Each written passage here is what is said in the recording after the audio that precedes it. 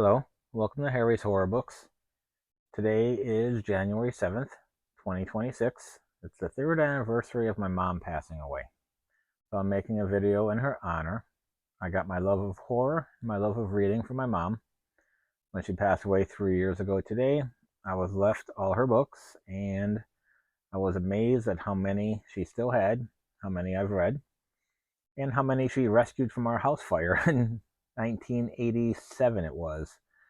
I have many of her books with water damage and or smoke damage because she valued books over any other material possession. So for my first video of 2026, I'm going to showcase a bunch of step back art and keyhole art covers. I happen to love all these style books. To me, it's like a bonus when you pick up a book and get extra artwork. And one thing I was thinking of the other day when I was thinking about this video is a marketing class I took 35 plus years ago when I first became a general manager. 30 years ago it was. The rule was to price retail products on the back, because if a customer picked it up, 70% of the time they were putting it in their shopping cart or basket. So I think these horror paperback publishers had the same mentalities. Have the customer pick up the book, and if they see it's got cool artwork, a step back, a keyhole, they're going to keep it and forego something else. So without further ado, here's showcasing an assortment in no order of some cool step back and keyhole artwork. The first is The Scream by John Skip and Craig Spector. This came with a poster. My copy that was at my mom's house does not have the poster, so I must have used the poster at some point. But I got a copy that has the poster inside. And look at how cool this is.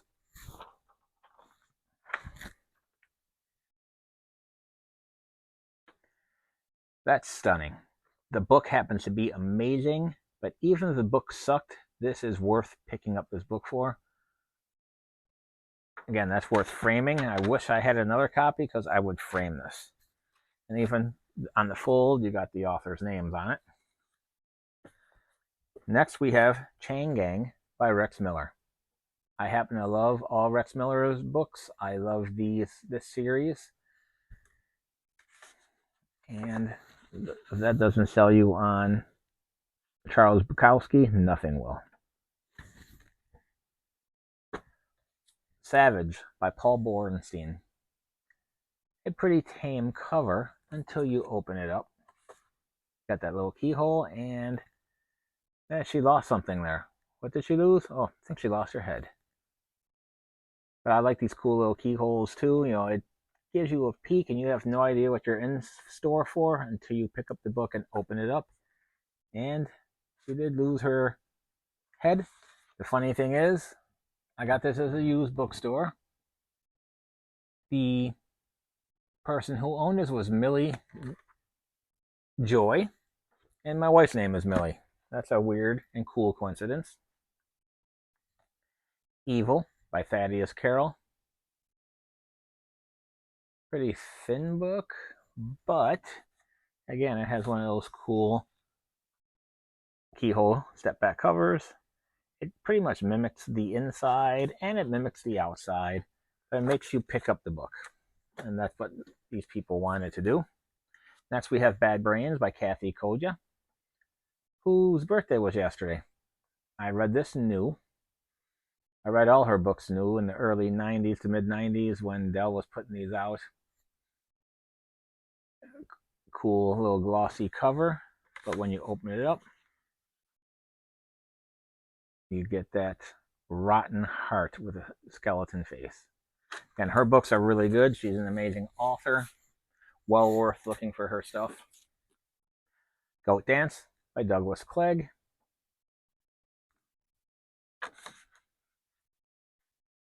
That's a nice, cool, satanic character inside. I happen to have a really beat up copy. This part was gone. So I ripped this off and I have it hanging up on a bookcase behind me. The Intruder by Pat Montadon.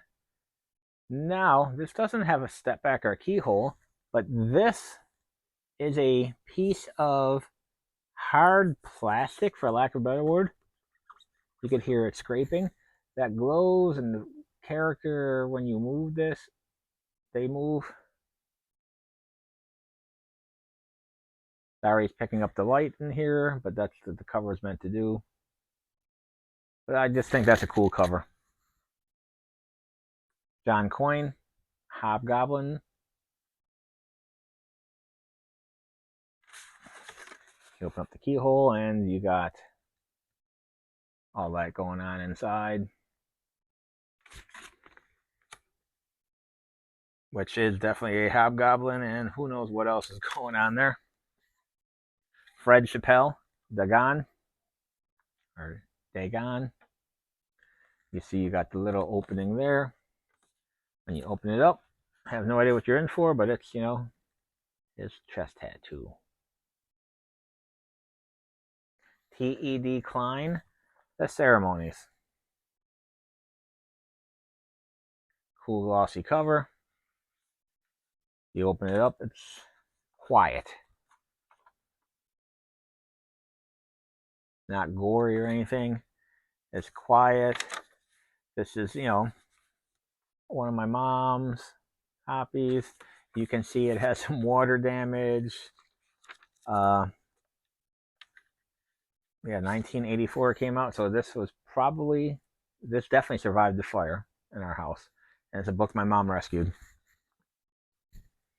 Next we have Frank Lamberth, Behind the Door. This is a thriller more than a horror, but it's still a cool keyhole cover, because when you pop that keyhole open, you know, she is not going anywhere. You're better off dead than at Skystone Hospital. So something's going on in the hospitals in this story. Graham Masterton Feast. Like, if you look closely here, it looks like that kid is popping out of the eye. But when you open up the book, you got this beautiful artwork inside. Those skeletons are boiling those kids alive in a fiery cauldron. I've seen copies of this book with this all ripped. You know, that is not bad. You know, maybe a little tape on there will make that look better, but, and it's kind of cool. It's got the skeleton in the back too. I happen to like my books used and loved and imperfect. You know, I look at myself as a little imperfect, and the books are not meant to be mint new and just generally like put on a shelf and ignored. I like books that have character. Part of the character is that they were read, they were loved, they were moved with. Claire McNally, Somebody Come and Play. I've read all her books up to a certain point, probably the early 90s, because my mom loved her. Quiet. And I think the publishers of all Claire McNally were mimicking and trying to emulate V.C. Andrews' books with the step back keyhole artwork, similar style of writing, similar style of plots. Again, I haven't read her in 35 years, but I happen to really remember loving her books and looking forward to them. Dark Advent by Brian Hodge. Another one of the, that's a Pinnacle, okay. But if you look in the mouth, you see somebody looking out. Then when you open it up, again, so it's got another one of those beautiful covers. You know, you got 4 kids looking scared, but you don't know what they're looking at. So it kind of makes you want to pick up the book and understand what are they afraid of? What's going on? John Ferris, Son of the Endless Night. I read this probably when it was new. My mom loved John Ferris. Some of my favorite books in my collection from John Ferris are from my mom. This step back art has a nice image of that horned demon and wing demon hovering over the little girl. This book came out in 1986. Well, actually 1984. Then this is a 1986 printing. And like I said, I love this book. I loved All Heads Turn When the Hunt Goes by him. A bunch of his other books. Great author. Doesn't seem to get a lot of the praise and credit that some other authors do, which I think is a shame because he's well worth reading. Stephen Lewis, Berry Blossoms. Definitely a Claire McNally, V.C. Andrews ripoff type of art and cover. You know, you see the little opening there when you open up the book. People in the window are watching somebody bury something. And the tagline is "Watch the Grown-Ups Die." Michael McDowell Toplin. I haven't read him since 1990. I've read most of his books, as my mom had him as well. I know a lot of people love him. I definitely want to go back and reread some of his books. Don't know which one to start with. I have the Elementals pulled that I want to probably read first to give them another go around. If anyone has a better recommendation, please let me know. There's the inside cover, whatever that hag looking thing is in there. Again, publishers back in the day loved these type of covers. Shadow of the Knife by Ken McKay. Nice glossy cover. Serial killer slasher. He was known as the Nassau Slasher, it says in the back.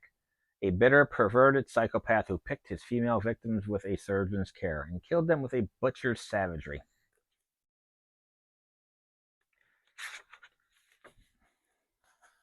And it's almost like a contrast inside white instead of the all black cover. It's literally the opposite of this. You look at the slash going from the front and back cover. It mimics this, like the knife is slashing through the book, which I thought was pretty cool. I believe this is a Playboy Press. Yep, this is a Playboy Press who did some horror, some occult. Don't know why they didn't stick with them, but you know, it's kind of cool to find an old Playboy Press book. I have a handful of them. On a segue, Hustler put out some horror books too. I have one called, it's called The Moon Raper. Don't know what it's about, but it's a Hustler publication. Thomas Mordain, Bloodroot. Look at that tree. There's a cutout in the tree.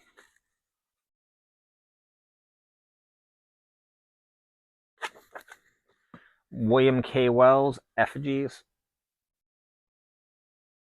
You know, there is a cutout in there which mimics the book when the cutout is open, which I thought was a cool thing. Andrew Niederman Pin. A lot of people say this is his best work. I read this when it was new.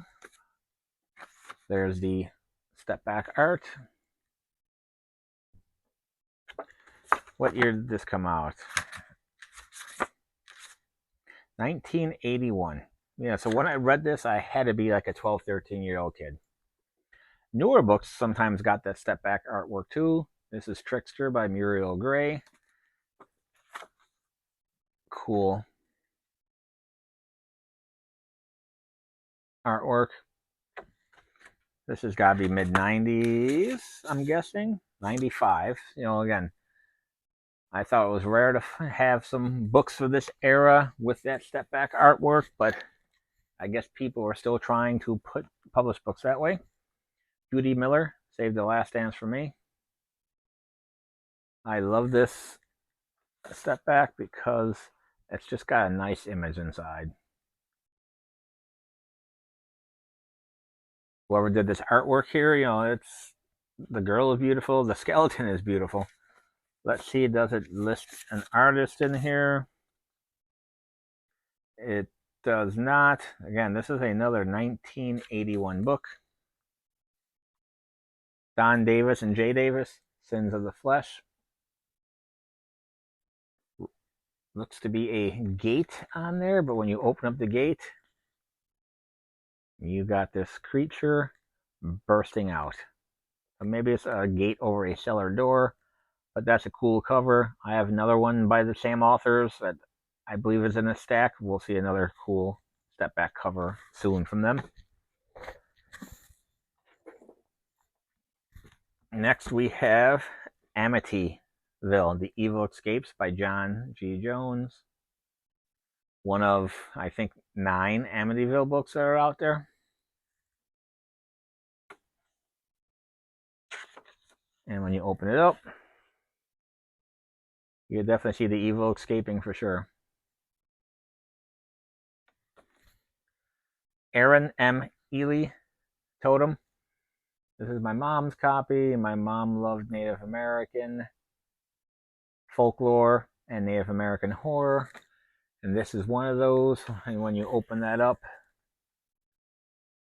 you get that beautiful artwork. And my mom got this $3.89, or maybe that's when she read it. But a lot of my mom's books have her name in them. They have dates, which I think is just a touching, cool story because I probably read some of those in the same month, and it's just nice to have her handwriting in possessions of hers that I have. Not horror, but one of the books that started off, The Satanic Panic. Michelle Remembers by Michelle Smith and Lawrence Pazder. Later on, this came out to be all made up malarkey, but, you know, this one has a gatefold.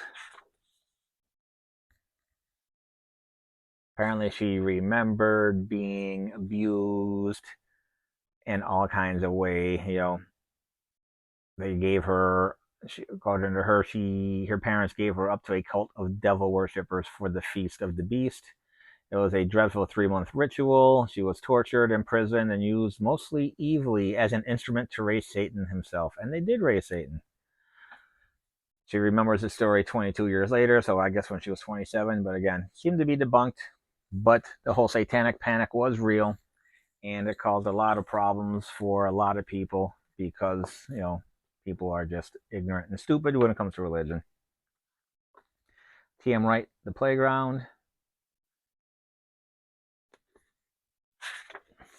You open up the step back. That's a nice, who's ever peeping at the person on the playground. Another Andrew Niederman brainchild. Got the little face popping out right there when you open that up.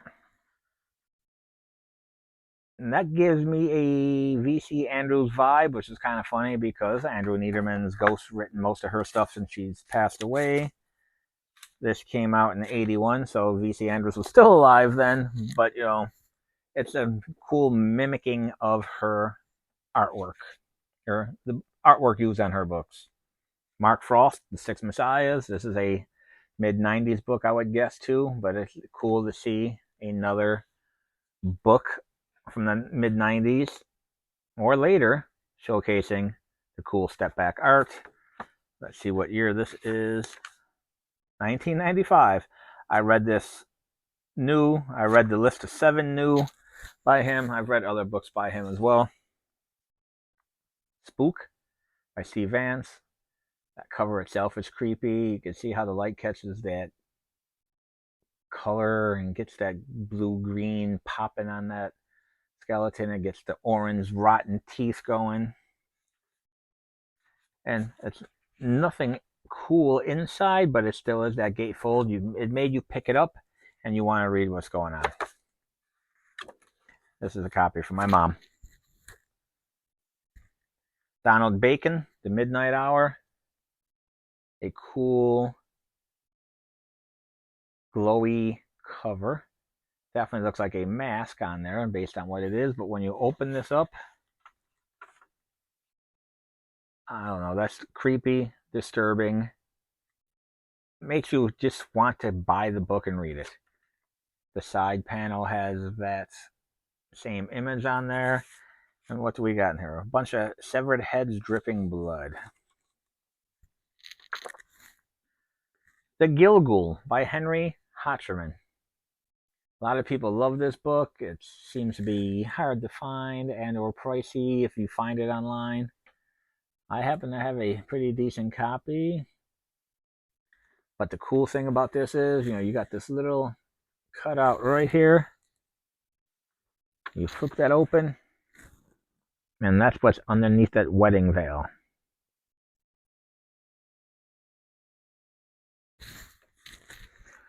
Michael Talbot, The Bog, author who was taken from us way too young. The Delicate Dependency is one of my favorite vampire books. It is a very quiet, well-written, scientific study of vampirism that feels like it's real. And when you open that up inside, that's what you got inside the bog. Beautiful artwork on there. Evil never dies is the tagline. Jeffrey Convent's The Sentinel. I remember watching this movie in probably the late 80s with my mom. And there you got the artwork inside. Another McDowell. Blackwater Won the Flood.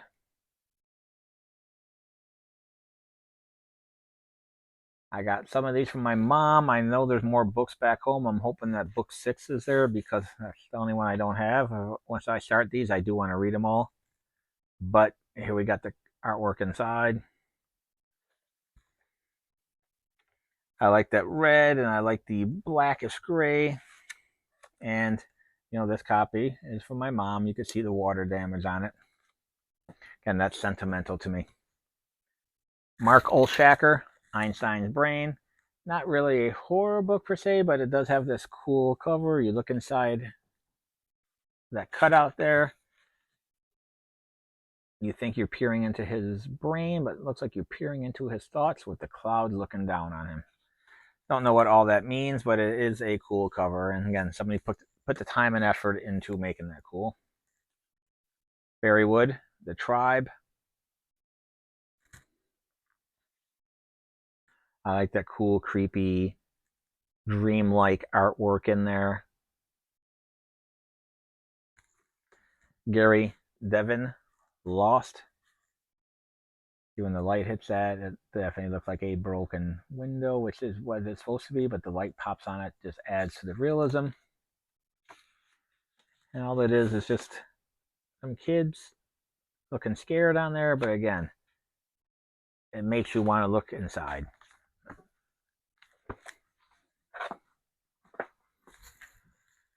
Bernard F. Connors, The Hampton Sisters.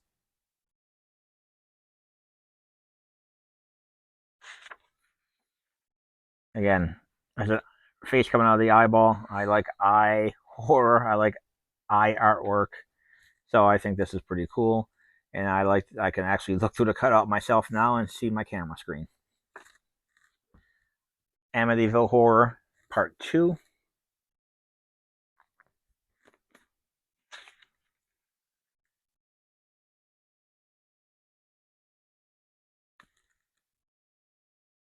Creepy. Stephen Gresham, Demon's Eye. Like you look real close at that. You can see the demon peeking up those stairs at you. And you open it up, you get the full view.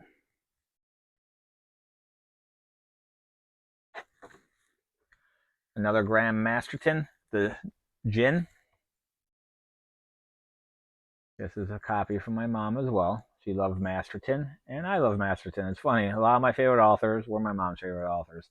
Lumley, McCammon, King, Koontz, Masterton, Ramsey Campbell, Clive Barker. It's a little loose in there, but you get the idea. Has a Swamp Thing vibe, if you ask me. Michael Palmer, Side Effects, medical horror. My mom happened to love medical horror as well. Robin Cook, which everybody knows, seemed to popularize and or started that genre, but my mom really enjoyed medical horror. And that gives you a nice close-up of whatever this guy's going to come and do to you. J. Anson, 666. Nice, cool, glossy cover. You see that little keyhole, and you see there's a hand around the girl's throat. Whose hand is it? The devil.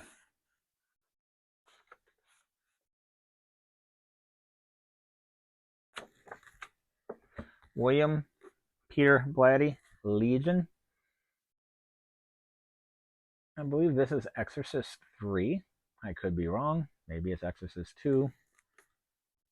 But you got a nice, creepy V.C. Andrews-like style artwork, but it's cool and creepy. G.F. Bale, If Thoughts Could Kill.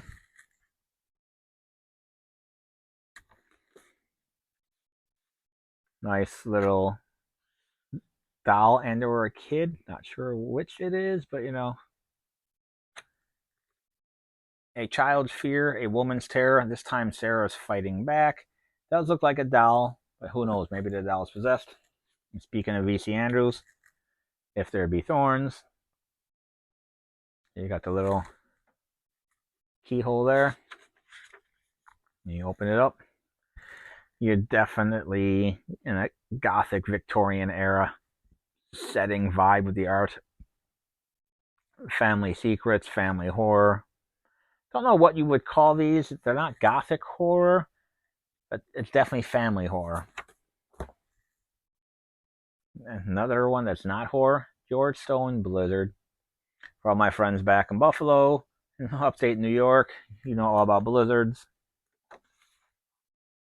They'll have a cool cover inside. Whitley Strieber, The Hunger.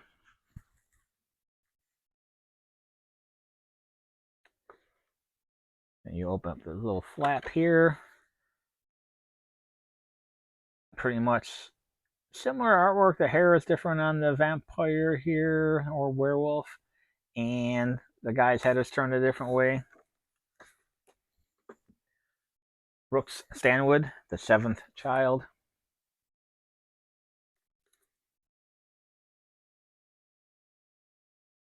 Again, creepy Amish looking type kids. Don't know if they are or not. No, the story's set in Massachusetts, so it's probably not Amish, but still. Those kids give off some definitely creepy vibes. Doris Ernick, False Witness.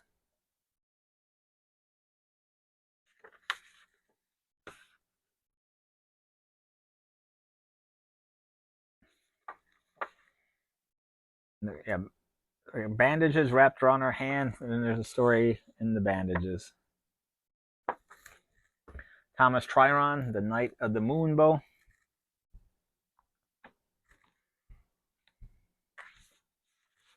Quiet. If I was to guess, this has also got to be mid-90s. I'm wrong. 1989. This is a 1990 copy. Ramsey Campbell, The Influence.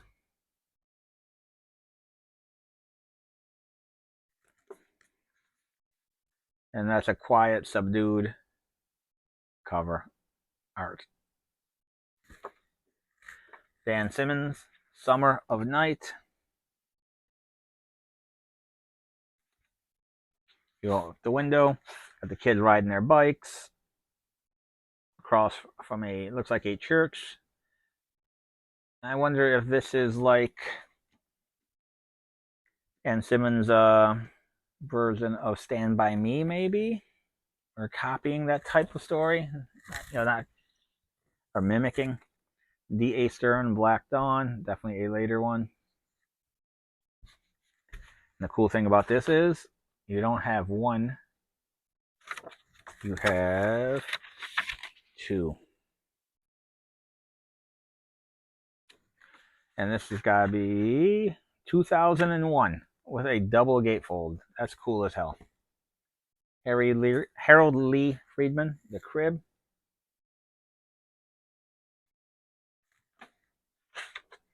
You see up there,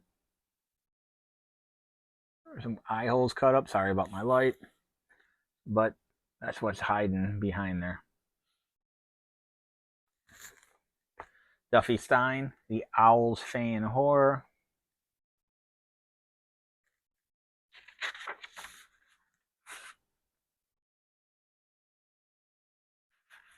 Even on the inside of the cover, you got the hands coming through. Like she's definitely trying to escape something.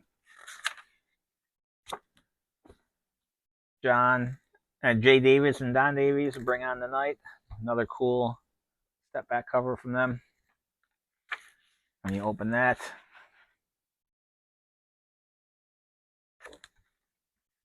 Kenneth Yulo, The Death Stone. When you open up the stone, that's what you got. And the last one I pulled is Gene Thompson, Lupe.